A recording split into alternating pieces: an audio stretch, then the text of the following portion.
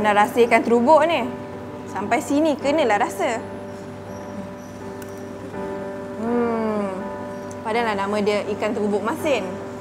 Memang rasa masin, tapi bila dipadankan dengan nasi yang ringkas ni dan mudah ni, cukup rasa.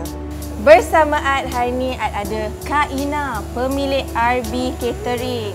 Kak Ina apa khabar? Baik. Kak Ina nak tanya, hari ni Kak Ina nak masak apa? Ad nak tengok. Kita hari ni buat nasi arut terubuk, makanan khas orang Melayu Sarawak, especially orang Melayu Sarawak lah. Jadi nasi arut ni rupa dia macam nasi goreng. Ikan terubuk tu pula memang terkenal di Sarawak dan hanya boleh didapati di Sarawak. Ikan terubuk masin tu. Dia kalau di Semenanjung kita panggil nasi goreng ikan masin lah. Tapi ini adalah keunikan Sarawak dan versi Sarawak sendiri. Kalau nak buat nasi arut memang perlu gunakan ikan terubuk ke? Depend juga, kalau kita nak gunakan ikan kembung masin ataupun ikan lain pun boleh juga. Oh, boleh juga. Nasi arut ini dia tak bertelur dan kita tak letak sayur apa macam cili apa-apa kan. Kita cuma letak bawang dengan nasi putih je. Okey, kita masukkan bawang. Bawang bakung. Bawang bakung dengan bawang merah. Bawang merah.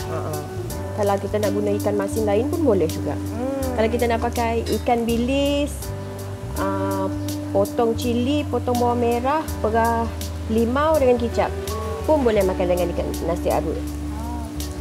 Tapi bukan Sarawak lah kalau bukan nasi arut terubuk masin. Tapi bahan yang Kak Ina gunakan seperti bawang merah, bawang Holland, cili, ikan terubuk masin juga dan juga nasi.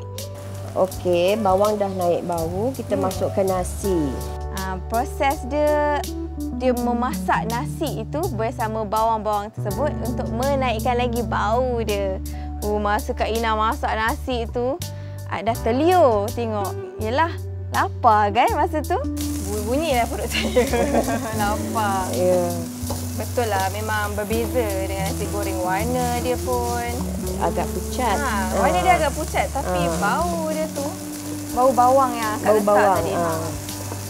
Jadi bila dah siap semua, Kak Ina dah letak ikan terubuk masin, cili tu dia dah letak kat tepi. Yelah, kalau nak makin pedas kan, boleh je tambah cili tu.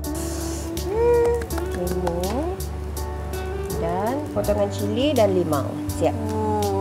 Okey, siap. Nasi arut terubuk masin.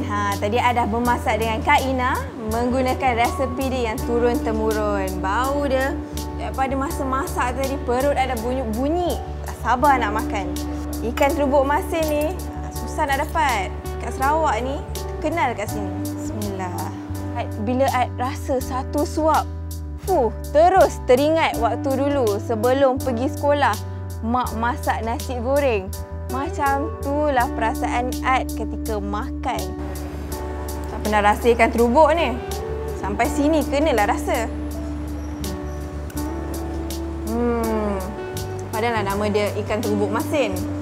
Memang rasa masin, tapi bila dipadankan dengan nasi yang ringkas ni dan mudah ni, cukup rasa. Bawang dia mewangikan nasi tu. Ada bawang bakung dengan bawang merah.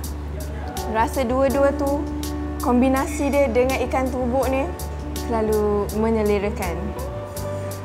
Rindu pula kat rumah. Nasi arut ni memang satu makanan yang penuh nostalgia, makanan yang dia rupa dia dan cara buatan dia mungkin lihat ringkas tapi dia sangat unik dan sangat penting untuk masyarakat di Sarawak ni. Sedap betul. Saya suka.